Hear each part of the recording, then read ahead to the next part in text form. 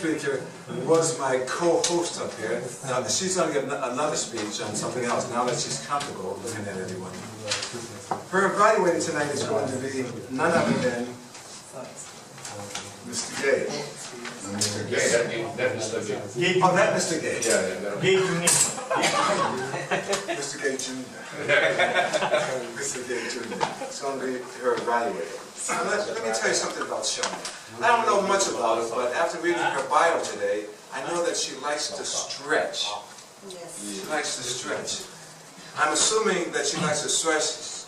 Perhaps she does exercise? Yes. Exercise. Daily exercise. No, actually, I just recently started again back to some stretching. Yes. Some exercise. Yes. Now she's going to give us some benefits about stretching. Am I correct? Yes. Okay, so I want everyone to listen because I'm sure the few people in here don't stretch. Yeah. Now, I personally, I started exercising, and when I don't stretch, it hurts. Yes. And that is good. Shona George. Yeah. George.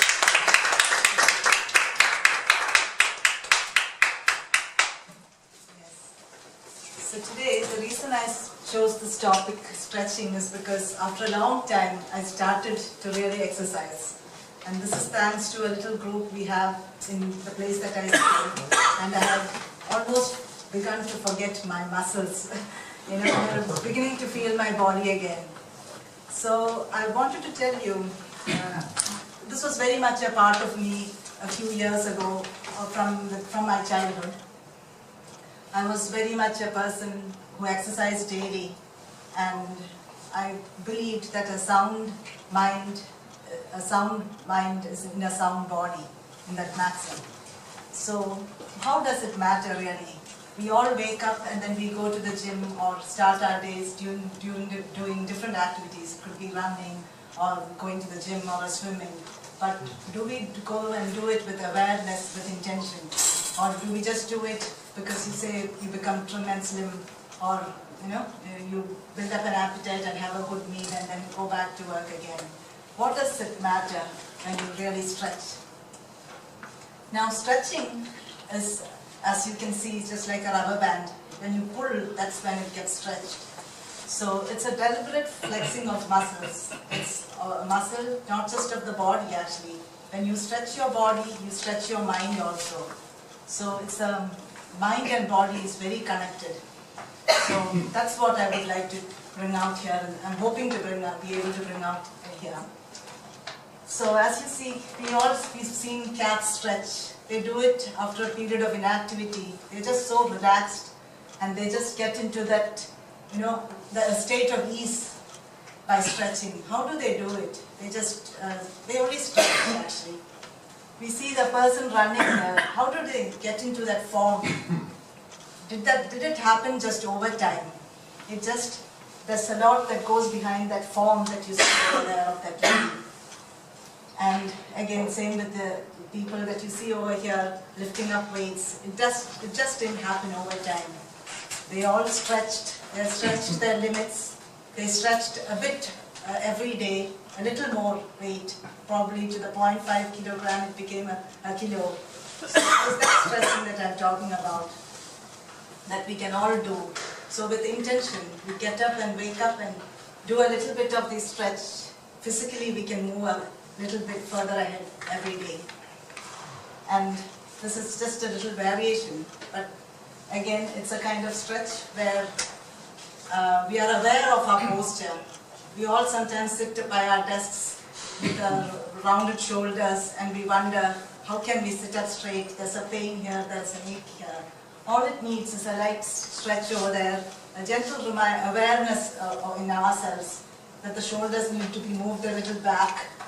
That's, just take a little break and move your hands a little further, and just do this and come back, and you are a much changed person at your desk place, at your workplace.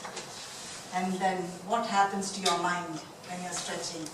You have met many practitioners of yoga, or you see a sense of calm in them, because it starts from you, the basic calmness that comes from this kind of stretch. Because when you move your body with awareness, when you're stretching that hand a little further, and staying in that pose, feeling uncomfortable and slowly getting into that ease and comfortableness. There begins a calmness and peace inside you, which you can then work on in the outside as well. So this kind of stretching begins with your body, is my belief. Thank you.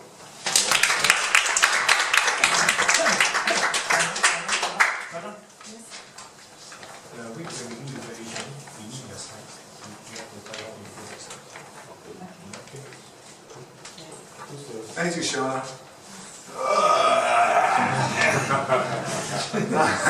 Now that I'm stretching, make my body a little bit more at ease. I will next be evaluated to give an evaluation of Shona's speech. And I mistakenly called the evaluator Mr. Gay. Actually, it is Mr. Gay, but it's Mr. Gay's son. Equally as good, equally as enthusiastic. Let's give him a round of applause. The sun up. Sun now. Hi, good evening everyone. Good evening. So I'm sure we all enjoyed Shona's speech Yes. as much as I did. No, this is fine. So what I'd like to say is Shona started off telling us how she started off with this stretching, how she started this journey, and some things I want to suggest is that although you talk about stretching and how the benefits, maybe you can demonstrate some poses to us, make it a little bit more interactive, because right now I think you're a little bit stiff. I think we can agree that maybe she can give a little bit of actions or something of the sort that she has been practicing, because she did start off with her experience, so maybe she can share a bit more of the physical aspect of it, so we can feel it ourselves, you know. Yes. Because I think we have 5 to 7 minutes, but she only took maybe about 4 plus, if I'm not wrong. So I think you can definitely incorporate some of this time into the actions. As for the slides, I think it's brilliant.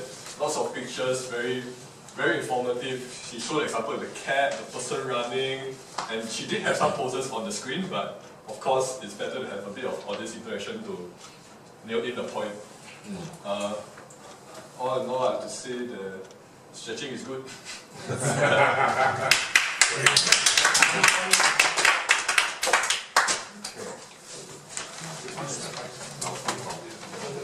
We have another speaker, but before I invite another speaker up here, I always like to do this. I always like to make people feel comfortable about speaking. Yeah.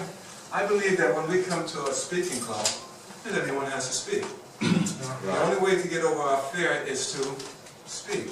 Juni, I think he did a good job. We're talking about his body language, his usage and all that. The vocal variety was okay. Long enough for you? Oh yes. Okay, right. The thing I need you to evaluate is the PowerPoints. Number one, should this be why does it matter or how does it matter? Why? Why? So this change to why does it matter? Why? Why does it matter, right? What's wrong with this one? Any suggestion? Do you all want to learn together? Muscles. For me, I tell you right now, this picture should be over here, this change place. Because she's looking inside. If you put the here, she's looking inside. Now she's looking outside, she's going down. So replace this with that one. Yeah. Right? This is quite okay, improves flexibility and so on. Okay. This is quite okay. Should it be correct postures or correct? Correct. Correct posture. Very English, you know. Correct postures. Postures. No, correct posture. The S is in the wrong place. No, I think it's correct. Because the idea is that it corrects the posture. Corrects the posture. Anyway, there are more than one. This has the rest is missing. Number two, these words are small. Can you increase the size? You know what I mean? Now, this is a white background. This one use dark blue instead of light blue. The contrast will be better. Yes. Then the words increase the size. increase the font size also. But John did say you should get us all stand up and do like that. Follow that picture. What about the picture? Will the two girls be better this side and the man there? Yes, Look. of course. I couldn't do it. You know right? Yes. This one, same. Bring this girl over here. Because she's Yes. Yes. Good idea. over here.